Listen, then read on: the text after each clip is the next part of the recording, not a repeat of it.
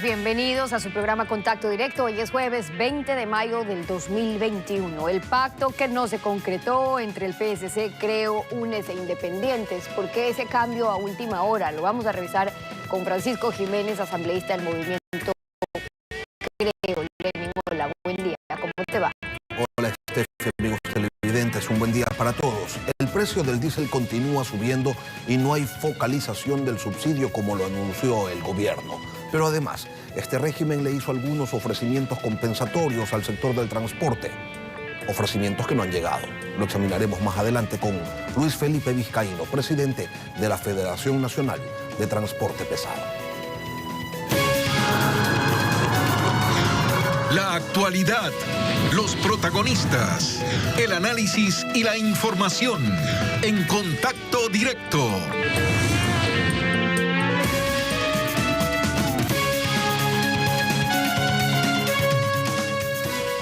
Recordarán que fueron estas declaraciones las que levantaron el avíspero de conversaciones, negociaciones de Creo con UNES. Es una decisión que tiene connotaciones políticas serias, pero es una decisión que también tiene connotaciones jurídicas. En los próximos días, porque estamos ahorita en un proceso que está en marcha de negociaciones y yo no quiero afectarlo con mis declaraciones, en los próximos días tomaremos definiciones claras con eso, pero con base en ¿nos dos confirmas tú que lo están Primero, revisando? Los hechos jurídicos del proceso.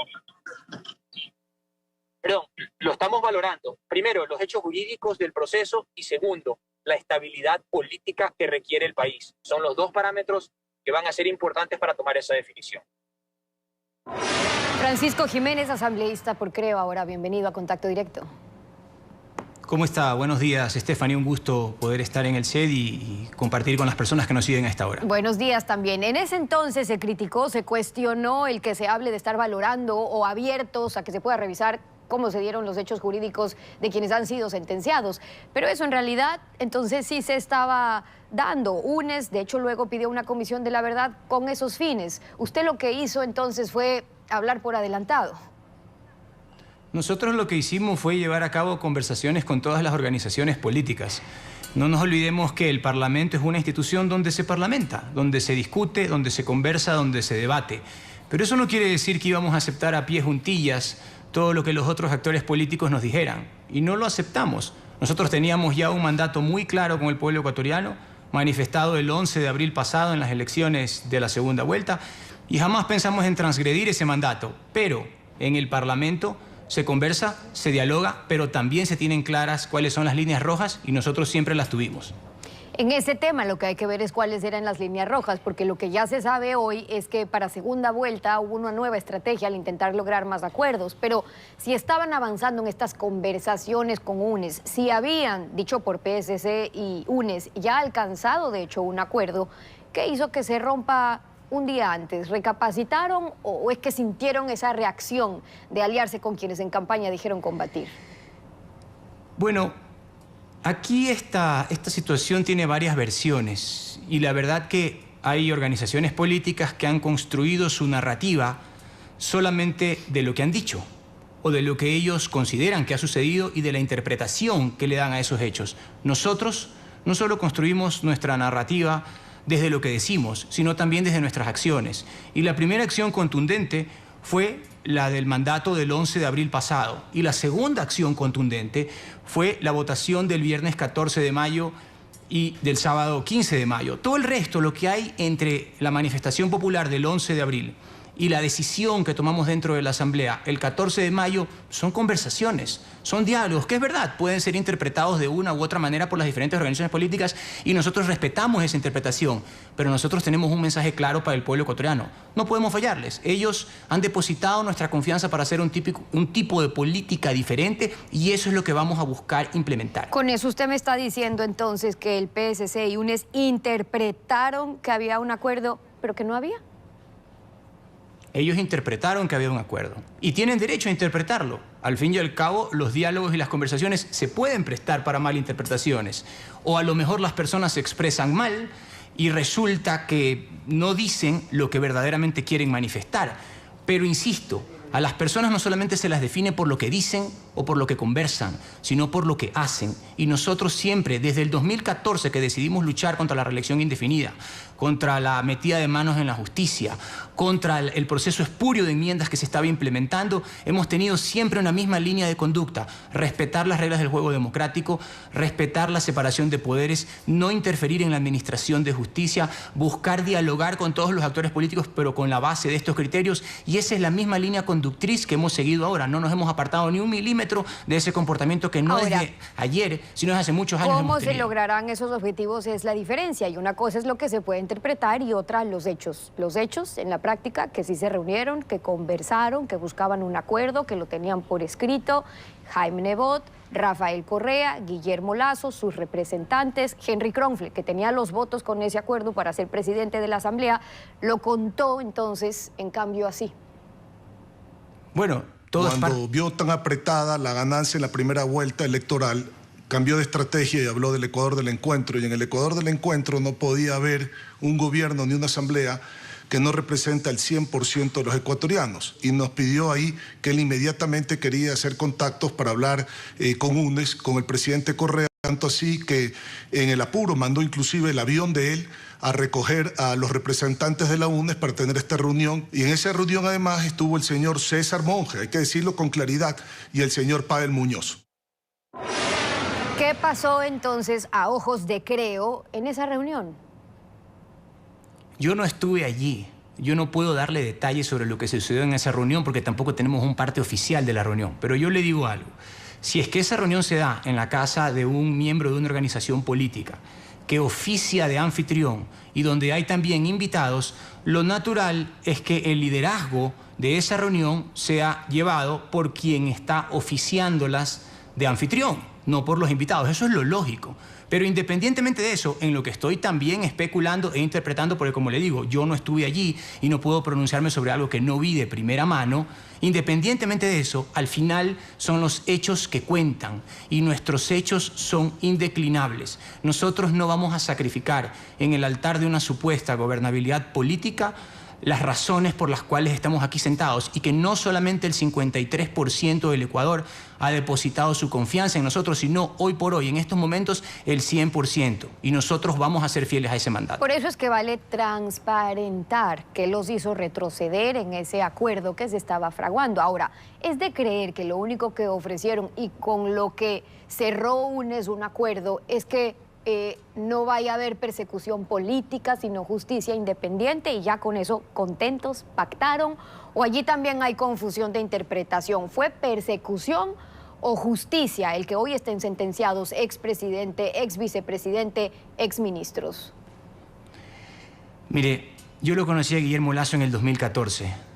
Y desde el 2014 he tenido clarísimo que él siempre ha sido un defensor de la independencia de funciones, que jamás ha creído ni en la persecución política, pero tampoco en la impunidad, ni tampoco en la corrupción, ni en la interferencia en los poderes del Estado. Así que no es necesario comprometerse a algo que es lógico en el comportamiento de determinados actores políticos. Yo creo que el Ecuador siempre ha navegado entre un caudillismo o un liderazgo fuerte que muchas veces, lamentablemente, ha derivado en el autoritarismo o el caos. Y nosotros estamos intentando inaugurar una tercera vía.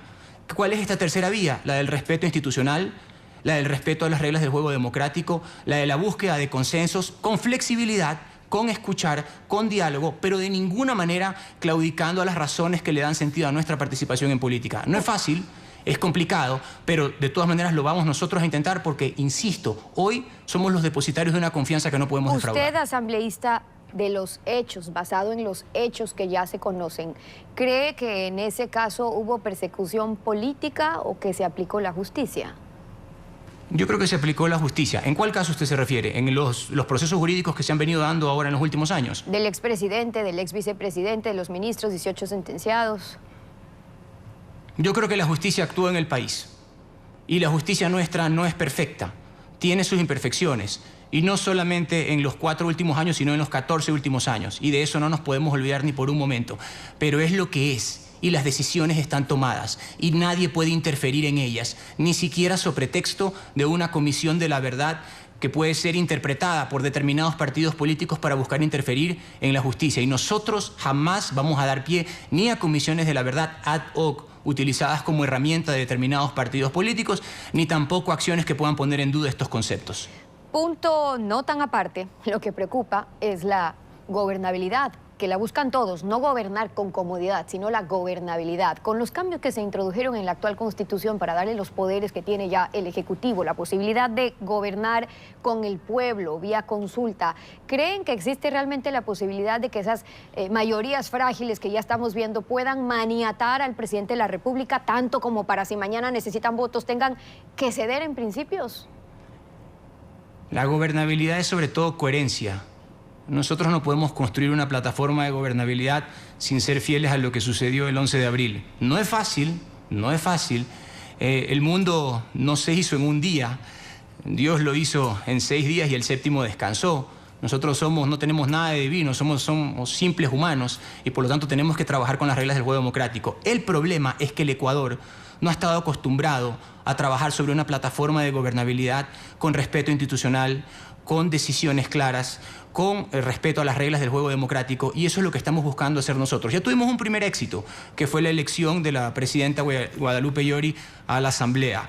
Hoy estamos en el trabajo de comisiones, de la designación del secretario, de la designación del prosecretario, y déjeme decirle algo, no es fácil, no es sencillo, porque las fuerzas de la Asamblea están en paridad prácticamente, apenas hay diferencias de 1 o 2 votos, pero nuestra obligación, que hemos escogido el camino difícil, es construir esa tercera vía, esa búsqueda de consensos con flexibilidad, sin deshonrar el mandato de las urnas, pero sobre todo haciéndole entender al Ecuador que es posible construir gobernabilidad sobre la base de reglas claras, sobre la base del respeto a la Constitución, sobre la base del respeto a la ley y también a los diferentes actores políticos. Para ello es que se tiene que transparentar cómo se están dando esos consensos, porque mientras esto ocurre, dadas las circunstancias, lo que vamos a tener entonces es una asamblea de sorpresas. Van a depender en cada votación de los acuerdos o los consensos a los que se llegue. ¿Empezaría a funcionar entonces este esquema tradicional de las mayorías móviles? ¿Qué van a hacer para que el presidente no pueda quedar? Me refiero a ustedes como creo, para que el presidente no pueda quedar a merced de lo que hagan esas mayorías. Bueno, nosotros somos 137 voluntades, que son la expresión de la voluntad del pueblo ecuatoriano y son muchas las conversaciones que se dan entre esas 137 personas. Yo creo que hoy el escenario en la Asamblea está muy claro. Hay 2 bloques que están perfectamente definidos, con criterios perfectamente definidos, con sus visiones que están perfectamente definidas. Así que yo veo muy poco probable que se dé el escenario de las mayorías móviles, pero tampoco lo puedo descartar, porque algunos actores han dicho que independientemente de que no coincidan con nuestros planteamientos, si es que se trata del bien del país, se van a sumar. Esperamos que así sea, pero independientemente de eso, hoy la Asamblea tiene que funcionar y yo creo que para todo el país está muy claro cuáles son esos 2 grandes bloques que existen y además está muy claro cuál fue el mandato del 11 de abril y además está muy clara cuál ha sido nuestra actitud y cuál va a seguir siendo. Yo creo que a base de esos 3 pilares nosotros vamos a intentar y a buscar con todas nuestras fuerzas construir esa plataforma de gobernabilidad que tanto el país requiere y sobre todo que le permita al presidente Lasso no solo gobernar, sino también gobernar ajustado al mandato del 11 de abril. Ahora, para gobernar en la práctica, PSC, UNES, les dicen, el presidente se puso la soga al cuello porque Pachacutic va a tener a los movimientos indígenas tarde o temprano en las calles, no van a poder coincidir con lo que ya se ha dicho, la revisión de los contratos mineros, petroleros, que van a ir en contra del CNE, del TCE, y ahí, más allá de hablar de este discurso de la tercera vía, de ahora sí nos vamos a escuchar, nos vamos a respetar, ¿cómo van a coincidir? ¿O ahí aplican, mejor nos vamos con otros? No, tendremos que irlo construyendo poco a poco. Les soy sincero, no tenemos una bolita de cristal para saber lo que va a pasar después de un año, pero tampoco creemos en cucos.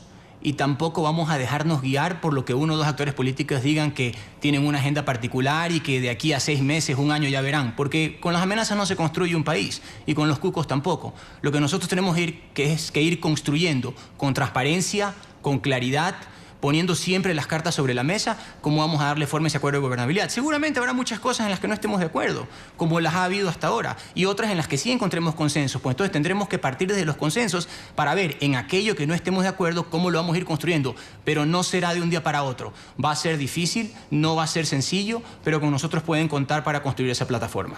Es cierto que no todo lo que se dice en redes sociales refleja una realidad, menos cuando los trolls se compran y los anónimos dicen cualquier cosa y luego se esconden.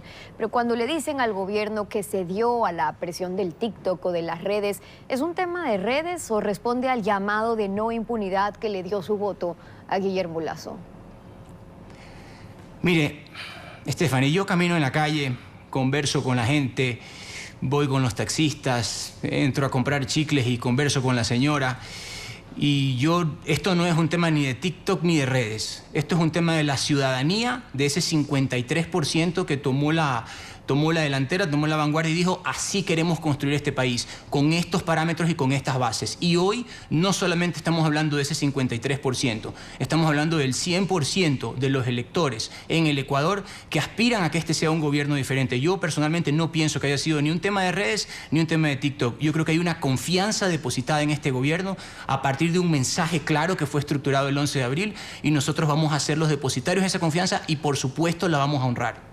Las respuestas de Francisco Jiménez, asambleísta por Creo, acompañándonos hoy en Contacto Directo. Gracias por estar con nosotros. Gracias a usted, Stephanie. Vamos a una pausa con ustedes y al regresar, el precio del diésel que continúa subiendo. ¿Qué pasó con la focalización, las compensaciones, como establece el decreto ejecutivo 1054? ¿Y qué espera el sector del transporte del nuevo gobierno? Lo conversamos con Luis Felipe Vizcaíno. Ya está en nuestros estudios el presidente de la Federación Nacional de Transporte Pesado. Venimos con él, no se vayan. El decreto 1054 que se expidió el 19 de mayo del 2020, en el que se establece el sistema de bandas para ir eliminando gradualmente el subsidio, ha provocado que el precio del diésel pase de $1 a $1.48, es decir, un 48% de incremento. El presidente Lenín Moreno, a finales del 2019, luego de las protestas de octubre, señalaba lo siguiente. Será en el 2020 cuando el gobierno vuelva a intentar afectar el subsidio de los combustibles. Irá por la focalización, pero con alguna cautela. Hay cálculos de que sea el mes de febrero, el mes de marzo, el mes de abril. Vuelvo a recalcar, no volveremos a tomar una decisión mientras no estemos claros de que la focalización afecta a quienes debe afectar y no a los más pobres del Ecuador. El diésel excluido. No, el diésel también podría entrar. Todas las pruebas se están haciendo. La focalización no llega y los transportistas al final del gobierno del presidente Moreno están tomando medidas de hecho y eso es un problema sin duda. Luis Felipe Vizcaíno, presidente de la Federación Nacional de Transporte Pesado, nos acompaña esta mañana. Buenos días y bienvenido a Contacto Directo. Buenos días, Lenin. Buenos días al país que nos escucha. Vamos dejando algo en claro. Ustedes piden que se congele el precio del diésel, que se focalice, que vuelva a costar $1. ¿Cuál es efectivamente su requerimiento? Sí, en efecto, como usted lo informó, el diésel ha subido en los últimos meses el 48%, de $1 a 1.48. Pero no solamente ha subido el diésel, han subido todos los insumos de la canasta básica del transporte. Ha subido las llantas, los aceites, los filtros, los repuestos. Esto debido a un disparamiento internacional de los fletes navieros, que se han subido en un 500%. Antes de la pandemia, traer un contenedor de la China de llantas al Ecuador costaba $1.500 el flete. Hoy cuesta $8.000 ese mismo contenedor. Una llanta en la China cuesta $120. En el Ecuador, esa misma llanta de camión cuesta $500 en estos momentos. Entonces, no solamente ha subido el 48% el diésel, sino que todos los insumos de la canasta básica han subido en aproximadamente un 30%. Esto ha afectado totalmente la estructura de costos y por eso nosotros solicitamos la focalización y el congelamiento de los precios del diésel y de todos los combustibles en el Ecuador, porque han afectado directamente la economía del sector del transporte ecuatoriano. ¿Y qué es entonces lo que están pidiendo? Focalización, reactivación del subsidio, que el diésel vuelva a su valor de mayo, de $1. ¿Qué es lo que piden? Así es, Lenin, que vuelva a 1.037 el valor del diésel, porque quiero aclarar algo. El subsidio que existía no es que llegue al bolsillo del transportista. Ese precio subsidiado del diésel sirve para trasladar fretes baratos o pasajes baratos a los ciudadanos, al comercio, a la industria. El comercio y la industria le traslada al consumidor final. Entonces, ¿quién realmente se beneficia de ese, entre comillas, llamado subsidio? Es el ciudadano. Entonces, nosotros en estos momentos, ¿qué queremos? No afectar a los ciudadanos del Ecuador, porque después de la pandemia la gente está quebrada. Pero ustedes habían llegado a un acuerdo con el gobierno para que el precio de los fletes pudieran ser concertados con sus clientes y de esa manera compensar en algo el incremento del combustible. ¿Qué es lo nuevo que ha pasado para que los reclamos continúen? Así es, Lenin. Lamentablemente este tema no se pudo implementar adecuadamente en el Ecuador. ¿Por qué? El gobierno... porque no ha habido un ajuste de parte en la economía del sector privado y productivo. Prácticamente todo el peso de esos $1.000 millones que anuncia el gobierno que ha logrado economizar, en su inmensa mayoría han sido pagados por los ciudadanos del Ecuador, pero fundamentalmente por los transportistas del Ecuador. Entonces, ese impacto de cerca de $1.000 millones ha puesto al borde de la quiebra al sector del transporte. Y los únicos que prácticamente aquí le hemos metido el hombro en ese sector, en ese segmento de este valor del incremento del diésel, somos los transportistas. Ahora, ¿cuáles son esos pedidos que ustedes le están haciendo al gobierno, además de que retorne el precio del galón de diésel a $1.37? Se lo pregunto porque se han reunido ustedes con voceros pues, del actual régimen en múltiples ocasiones, y en una de ellas incluso postergaron una medida de hecho porque les ofrecieron priorizarlos en la fase 2 de vacunación y una reducción de aranceles en aquellos bienes que tienen relación con el transporte. Usted hablaba hace un momento, por ejemplo, de las llantas. Sin embargo, ahora, en esta semana, de todas maneras se sumaron a la paralización. ¿Por qué? Bueno, nosotros hemos hecho una acción de resistencia, de rechazo a los hechos, porque lamentablemente, a pesar que estamos siendo afectados directamente por el combustible, también le hemos pedido al gobierno que nos incorporen en la fase 2 de vacunación, porque el sector del transporte está en primera línea, moviliza todos los productos de la economía, está en contacto con los ciudadanos permanentemente y puede ser un foco de contagio. Más de 3.000 personas del sector del transporte, al igual que lamentablemente muchos sectores han sido afectados, han perdido la vida. Y por eso hemos pedido que se nos integre al programa de vacunación. Hemos pedido que se concretice algo que venimos hablando más de 5 meses, pero que no se ha logrado, que es el refinanciamiento real y reestructuración de las deudas del sector del transporte. Hemos solicitado de que se implemente una nueva ley de tránsito, porque la actual ley lamentablemente solamente tiene una visión persecutoria, sancionadora y propicia el chantaje y la corrupción en las carreteras. Hemos solicitado que se desbarate esa cantidad que nos asfixia de burocracia, impuestos, tasas y contribuciones y que encarecen la canasta básica de los insumos del transporte. Hemos solicitado la modernización de la ANT, la digitalización, para que los trámites no se demoren, se simplifiquen y se digitalicen como tiene que ser un país del futuro. Pero lamentablemente... Hablemos de las deudas, porque de todo lo que han pedido, de toda esta larga lista que usted acaba de referir, no les han dado nada. No les han dado absolutamente nada. Pero usted hablaba de un tema que es importante y es la reestructuración de las deudas que tiene el sector del transporte, afectado, como todos los demás sectores del país, por la crisis económica, a su vez por la pandemia. Además de la vacunación y del tema arancelario, el gobierno les ofreció crear un fondo de $50 millones para refinanciar y reestructurar sus créditos con la banca privada. ¿Con eso no alcanza para empatar con la afectación que ha generado el incremento del precio del diésel? Lenin, esos son ofrecimientos que no se han concretizado. Lamentablemente hemos venido hablando, nuestra federación ha pedido y varias organizaciones del transporte nacional han solicitado, porque ¿qué está ocurriendo? La ley de desarrollo humanitario, Lenin, no sirvió absolutamente para nada. Hemos tenido que pagar intereses de mora sobre intereses, es decir, la reestructuración que se anunciaba para el sector del transporte no funcionó. Entonces, este tema de este anuncio de los $50 millones no se ha concretizado. Y por eso es importante y nosotros pedimos el congelamiento del precio del diésel y los combustibles y también la focalización. Y yo le quiero decir algo al presidente Lasso. En campaña era muy fácil llegar al presidente, pero en estos momentos se ha hecho muy difícil. Parece que el silencio resolviera los problemas. Yo le quiero decir que eso no va a resolver.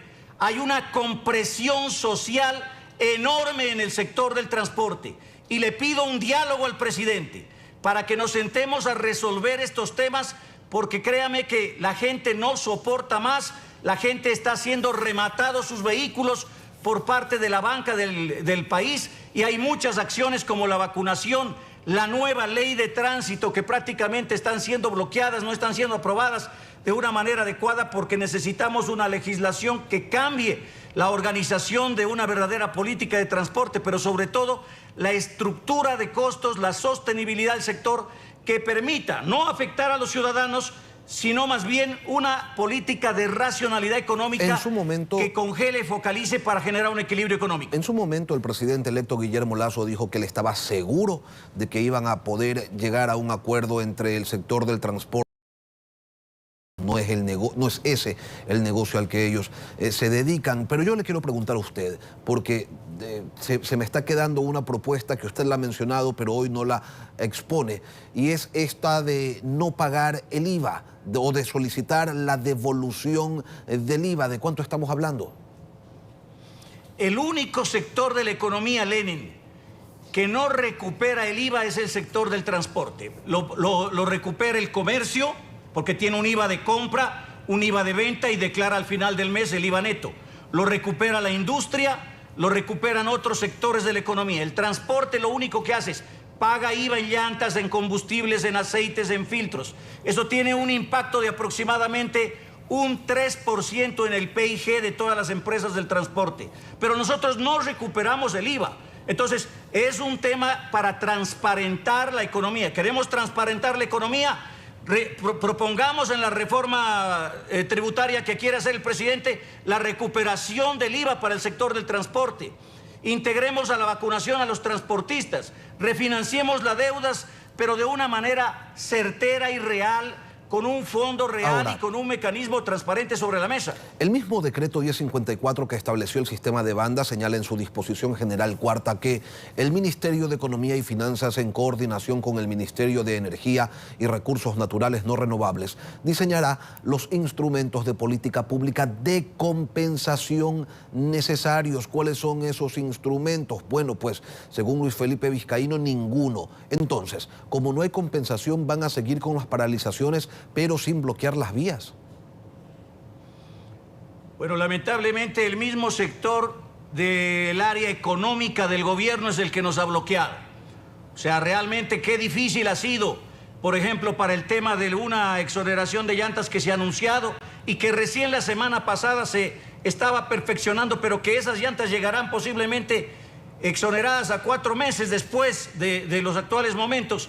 Qué difícil que el Ministerio de Economía haya asignado un fondo para refinanciar las deudas.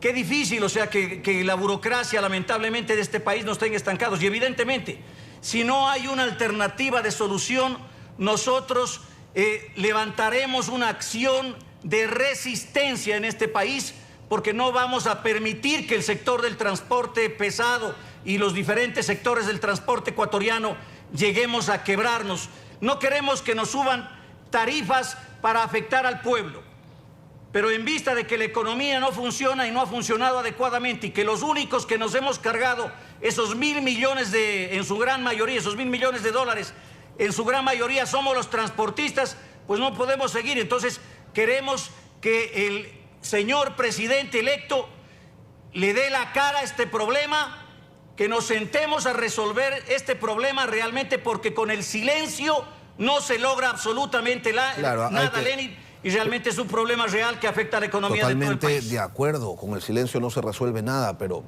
esperemos a que se siente, ¿no?, para que pueda tomar decisiones concretas. Y siendo que no es el transporte pesado el único afectado por el incremento del diésel, ¿qué tan cerca estamos entonces de una paralización total del sector del transporte?